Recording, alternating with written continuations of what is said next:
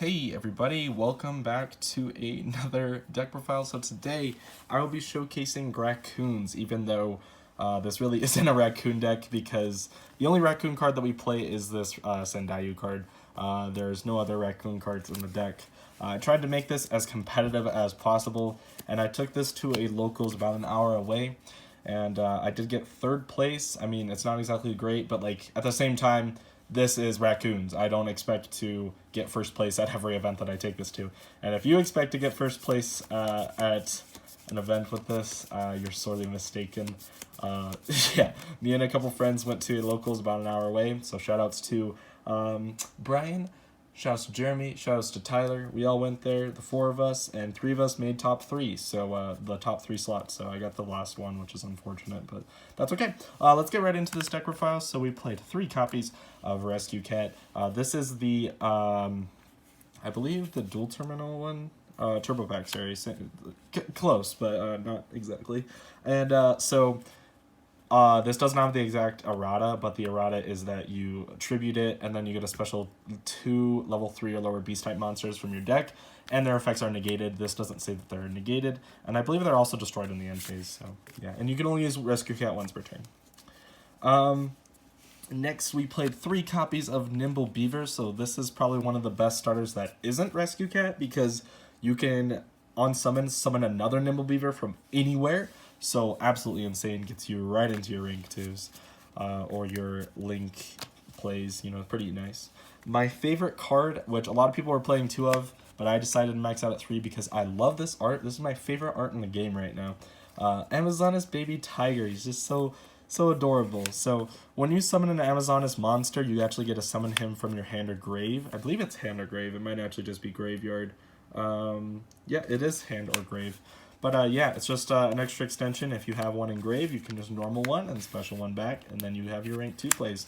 There's a pretty good combo that you can do with like Rescue Cat and like Summoner Monk, but I'm not playing like Summoner Monk or anything like that. I actually decided to cut him from my list, but yeah, you can definitely do some cool combos with it. And yeah, so moving on, we played 2 copies of Valorfon. So this is Bambi. In the original builds, I believe this was a 3 of, but I'm not exactly too sure.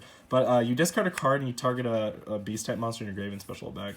And it's a tuner, so you can make some single plays. Mostly you just make an Beast, which I'll show you in a sec. Well, I'll show you right now. We play 1 copy of Leonis, which is a beast-type level 3 monster that you can special summon. It's like an extra extender.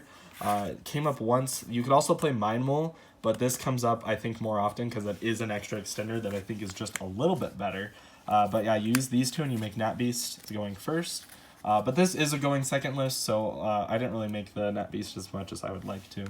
And we played 1 copy of Wind Up Kitten in the Ultimate Rare. Absolutely gorgeous. And it didn't come up, but it does have a good bounce effect that's pretty nice. And you could also combo it with another card that I'm playing, or a couple cards. So we played the Kaiju engine. We played these 5 Kaijus. I played 2 copies of Gamma Seal because it's the lowest one. And I decided to go for level 8, except for Radion. Radion's not a level 8, but I did want something that's different. So I decided to go with these 5 because they're all level 8s and I'm playing trade-in. But you can definitely like tribute over your opponent's monsters, normal the Wind Up Kitten, and just bring it back to your hand. So it's absolutely crazy. That's kind of funny just to tribute a monster over your opponent's field for free.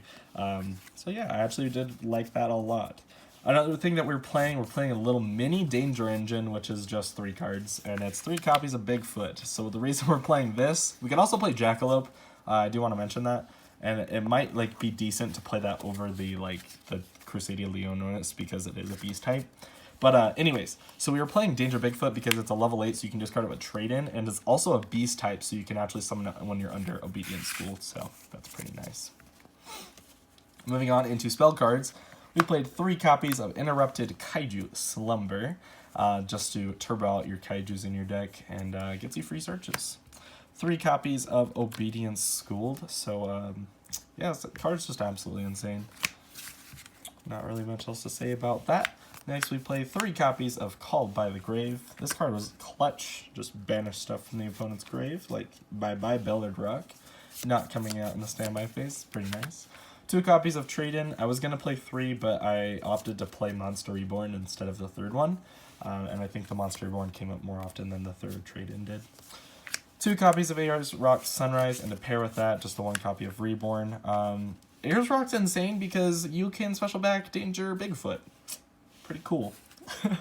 Pretty nice. As well as you can summon back your Naturia Beast. 2 copies of Twin Twister, and for the last 3 cards, what's a going second deck without 3 copies of Evenly Matched? Just absolutely insane. Just rob your opponent of their resources and take free wins. I like that. For the extra deck, we play 3 copies of the Ronin because this card's really cool. Yeah, might as well play it in a Raccoon deck, you know. 1 copy of Naturia Beast. We don't play any other synchros, but it didn't come up, but it's definitely a good card, and I wouldn't take it out. 2 copies of Mrs. Radiant. Shout out to Tyler for letting me borrow one of them. And also 1 copy of Cross Sheet because it's a beast type, and you can summon it under Obedience School. Who would have thought? Also, like, the attack and defense restriction, or like reduction and gain, is like decent, and it could come up, so I decided to give it a shot. For other Link 2s, we played Masquerena, Phoenix, Cerberus, Unicorn. These are Link 2s, obviously this is a Link 3, but just like utility stuff. None of these really came up. I think maybe Cerberus might have came up once, but yeah.